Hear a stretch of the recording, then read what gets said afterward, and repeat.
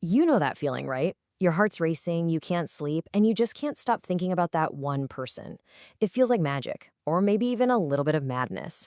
But what if I told you it's not just a feeling? It's actually one of the most powerful biological events your brain will ever go through.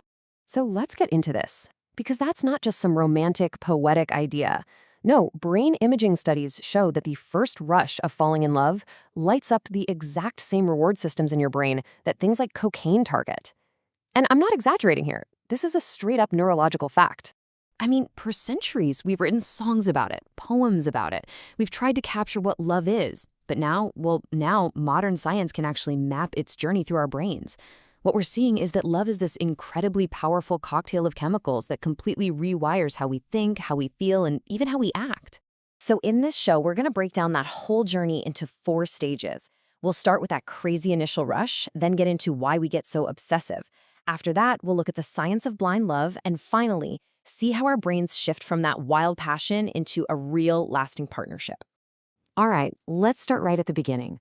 That incredible can't ignore it feeling of attraction? Yeah, that's not just in your heart. It's actually your brain's ancient reward system just kicking into overdrive. And the main player here, the star of the show really, is dopamine. Just seeing or even thinking about that new person causes a part of your brain called the VTA to just flood your system with the stuff. And that creates this intense feeling of pleasure, this craving, that makes you want more of that feeling, which of course means you want more of that. But it's not just dopamine. It's more like a 2-part cocktail. So while dopamine is giving you all that pleasure and craving, another chemical, norepinephrine, is also surging through you. That's the stuff that gives you the sweaty palms, the racing heart, the feeling like you could run a marathon, and why you can't sleep. It's basically your brain's way of shouting, hey, pay attention, this person is important. So all of this chemical energy naturally leads us to the next phase. I mean, why does new love feel so all-consuming, so obsessive? You literally can't get them out of your head.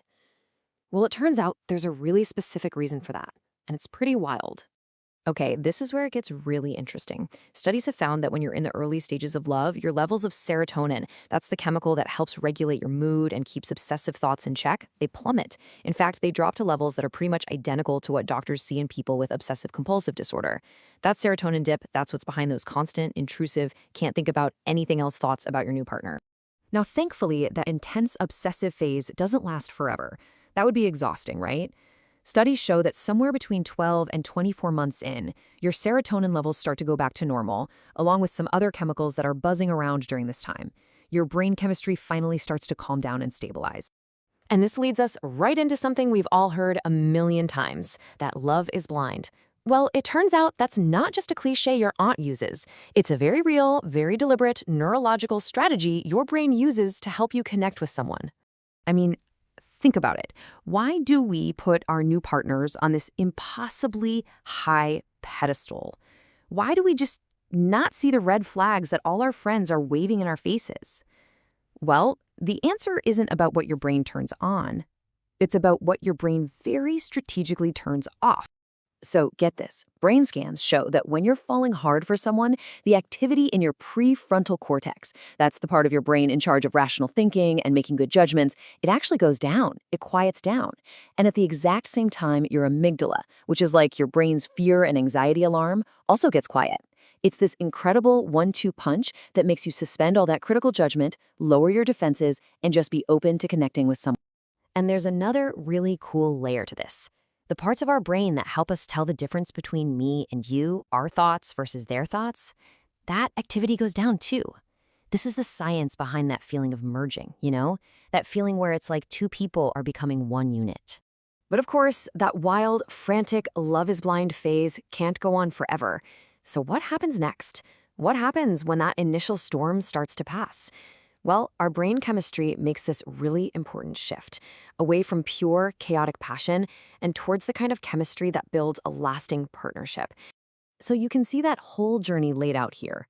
At early stage, say the first couple of years, it's all about those high-energy chemicals, dopamine, even stress hormones like cortisol, that create that frantic rush. But over time, the brain starts to switch gears. It begins to rely more on a whole different set of chemicals, ones that create feelings of calm, of security, of deep attachment. So let me introduce you to the architects of long-term love, oxytocin and vasopressin. You've probably heard of them as the bonding hormones or the cuddle hormones. They get released during moments of intimacy, hugging, holding hands, you name it. They don't give you that crazy high of early love. Instead, they build something different, a deep sense of calm, of trust, of security. They're basically the foundation for a relationship that's built to last. But wait, does that mean the passion just disappears? Not at all. And this is honestly one of the most amazing findings from these studies. When they put couples who'd been happily married for decades into brain scanners, they found that just looking at a picture of their partner still lit up those same dopamine reward centers that went crazy in the very beginning. So the calm attachment doesn't kill the passion, it learns to live right alongside it. So, if you boil this whole incredible journey down, it really comes in three main steps. First, you've got the euphoria, that big dopamine rush. Then comes the obsession, thanks to that dip in serotonin. And finally, you land in attachment, which is built by that rise in oxytocin.